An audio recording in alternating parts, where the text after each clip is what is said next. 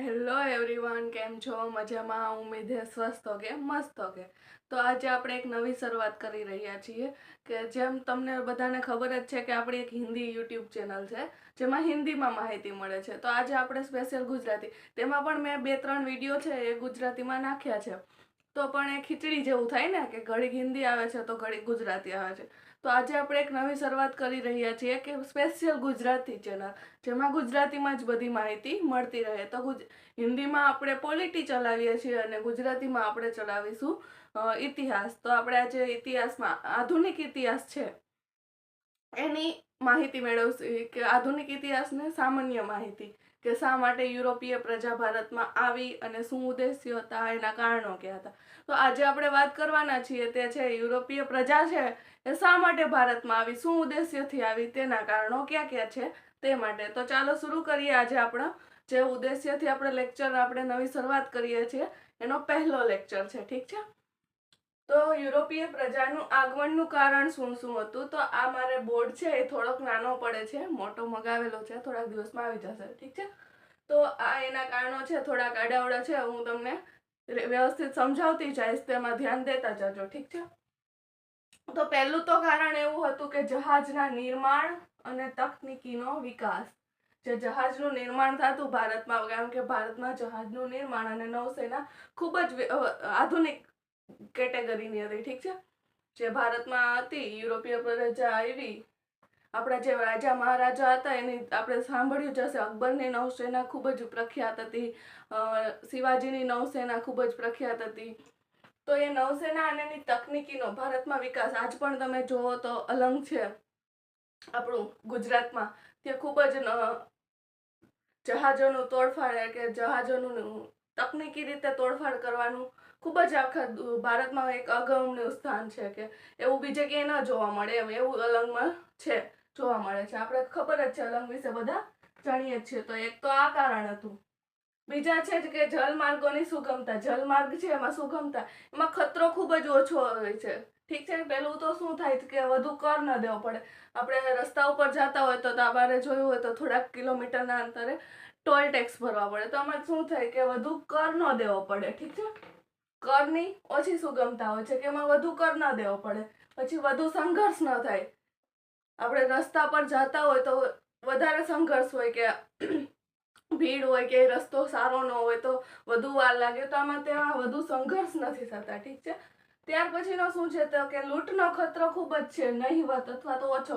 તમે જાણો જ છો કે રસ્તા ઉપર કે આપણે કોઈ જળમાર્ગે થી જવું હોય તો લૂંટ ખૂબ ઓછી થવાની શક્યતા હોય છે, કેમ કે તેના માટે લૂંટ કરવા માટે જહાજ પણ હોવું જોઈએ અને પાણીમાં લૂંટ કરવા માટે એવા ષડયંત્ર અને ખર્ચાળ પદ્ધતિ થાય. લૂંટ કરવી એ ખર્ચાળ થાય.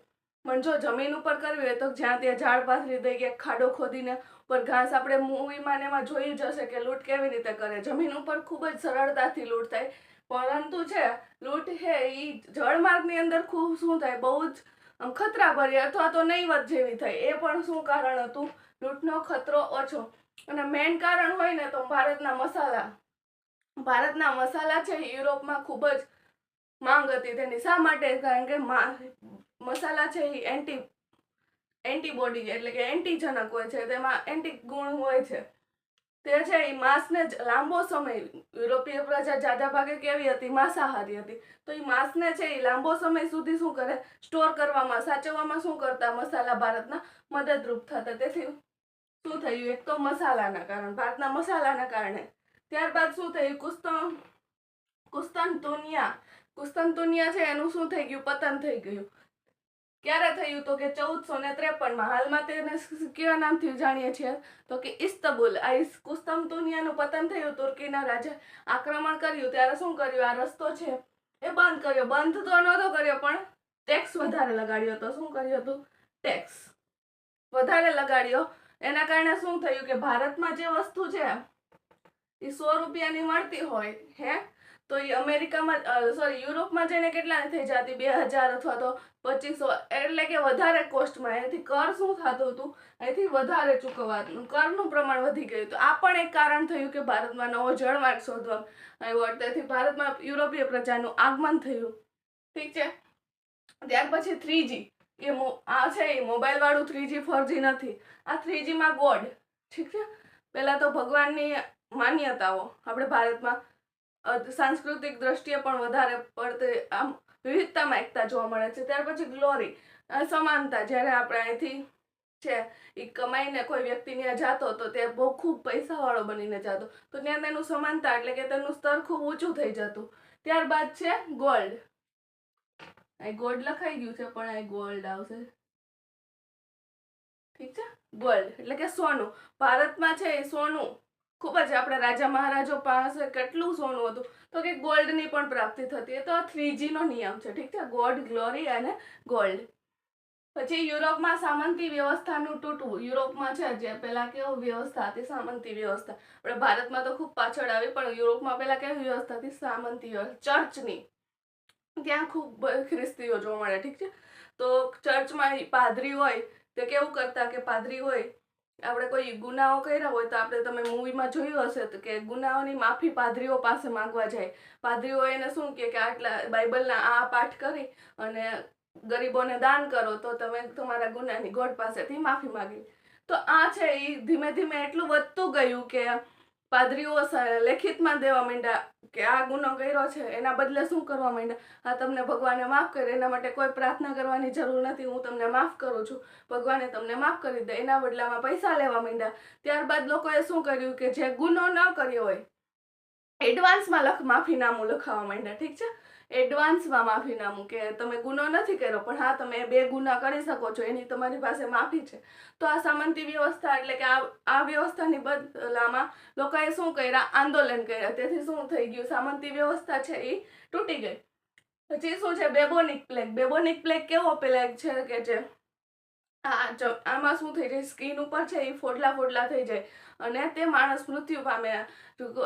આના કારણે શું થયું કે લોકોમાં યુરોપ છે એ 6 થી 7 વર્ષ પછી બેબોનિક પ્લેગ થી આઝાદ થયું. કારણ કે ત્યાં એટલો બધો ફેલાવો થયો હતો કે કોઈનું સગું નહોતું થતું. માને આપણા છોકરાઓને છોડી દીધા, પતિએ પત્નીઓને, ભાઈએ બહેન, એવી રીતે કોઈને ઘરની આંગણા ઉપર આપણું જ કોઈ વ્યક્તિ હોય મરી જતું હોય તો કોઈ તેને અડતા નહીં, કેમ કે એટલો ફેલાવો થઈ ગયો હતો બેબોનિક પ્લેગનો, જેને બ્લેક ડેથ બીમારી પણ કહેવામાં આવે છે. કારણ કે તેમાં ફોડલા થાય અને કોઈ તેનો ઈલાજ નહોતો. ત્યાર પછી આ બેબોનિક ડેથની બીમારીની છે એની સારવાર માટે શું કર્યું તો કે ભારતના જે મસાલા હતા, આપણા જે એન્ટીજેનિક કહું છું ને કે એમાં એન્ટીજેનિક ગુણ હોય છે, તો તેને શું કર્યું કે એક એવી ચોંચ વાળી માસ્ક બનાવ્યું, આવી ચોંચ વાળું માસ્ક બનાવ્યું. આ માણસ કોઈ એટલે ડોક્ટર છે એનાથી સારવાર આવું પહેરી અને આ ચોંચમાં શું કરે, અહીંયા મસાલા ભરે, ઠીક છે. એટલે કે એવું જાણવા મળ્યું કે એના એન્ટીજેનિક છે એ મસાલાના લીધે આ બેબોનિક રિયલમાં તેના લીધે બેબોજેનિક પ્લેગ છે એ ખૂબ ઓછો પણ થયો. ડોક્ટરે સારવાર પણ કરી પણ સમય ખૂબ કેવો લાગ્યો, જાજો. એવું કઈ રિયલમાં ઉદાહરણ નહોતું કે એનાથી થઈ જ જતું હતું, પણ એ કામ કર્યું એને. પછી છે કે વણિકવાદનો વિકાસ. વણિકવાદનો વિકાસ કે ભારત છે અને યુરોપ છે એની વચ્ચે એક, આપણે પણ આજે છે એમેઝોન થઈ ગયું, સ્વિગી થઈ ગયું, તે કોઈક વ્યાપારિક કેવી કહેવાય, તે કોઈ ઉત્પાદન કરતા નથી, ઠીક છે, પરંતુ તે કંપની જરૂર છે, ઠીક છે. એ કોઈ વ્યક્તિ છે એ બનાવે છે, વચ્ચે કોઈ દલાલ, આપણે દલાલી કહીએ ને, આ વણિકવાદ એ પણ દલાલીનું જ ઉદાહરણ છે. હું છું કે દલાલી છું અને તમે છો કે ગ્રાહક છો, ઠીક છે. આ કંપની પાસેથી હું લઈ આવીને હું તમને વેચું છું, તો મને નફો મળે ત્યાં જ હું વેચીશ ને તમને, વચ્ચે હું ખાઈશ કમિશન. તો આ કમિશન વધવાના કારણે પણ શું થયું કે ડાયરેક્ટ વેપારના માંગે યુરોપીય પ્રજાનું ભારતમાં આગમન થયું.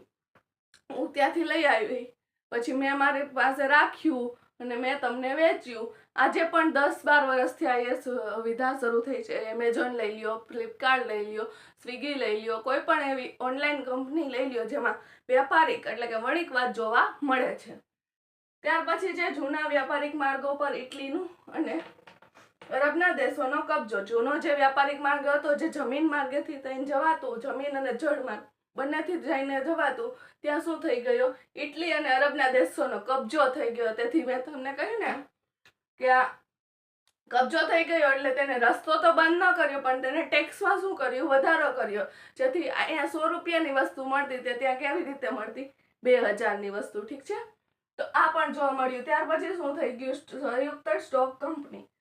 સંયુક્ત સ્ટોક કંપની એટલે કે આપણે ઇન્ડિયા સંયુક્ત સ્ટોક કંપનીની વાત કરીએ. આજે આપણે સ્ટોક માર્કેટમાં જે કંપનીઓ છે એવી જ રીતે ઈસ્ટ ઇન્ડિયા કંપની જેનું ઉદાહરણ છે તો કે સંયુક્ત સ્ટોક કંપનીનું. એ સંયુક્ત સ્ટોક કંપની આવી જ્યારે ઇન્ડિયાના જ લોકો એમાં સ્ટોક ઇન્ડિયાને એટલે કે યુરોપના દેશોના જે લોકો બ્રિટિશ છે એમાં શું કરતા હતા? સ્ટોક એટલે કે પોતાનો હિસ્સો આપણે જે સ્ટોકમાં ઇન્વેસ્ટ કરી શેર લઈ એવી જ રીતે હતું તો કે સંયુક્ત સ્ટોક કંપનીની સ્થાપના થઈ. તે પણ શું થયું કે ભારતમાં વ્યાપારને ખૂબ સરળ બનાવ્યું. તેથી શું કર્યું? યુરોપીય પ્રજાનું ભારતમાં આગમન થવાનું એક કારણ થયું. આ સિવાય તો કઈ કઈ પ્રજા આપણે ભારતમાં આવી એને સામાન્ય રીતે મને પણ મારા સરે ખૂબ જ સરળતાથી સમજાવ્યું છે, મારા દેવેન્દ્ર સરે. તો આપણે હું તમને કહીશ કે કેવી રીતે સમજાવ્યું છે. તો કે PDF. રેડી? આપણે PDF તો બધા જાણતા જ હોય છે. તમે જે જાણે ત્યારે કોકની પાસેથી માંગતા હોય ને કે PDF આપો, ઓલી PDF નાખતો, ઓલી PDF નાખતો. તો આ PDF છે એમાં D ને 2 વાર તોડી નાખવાનો છે.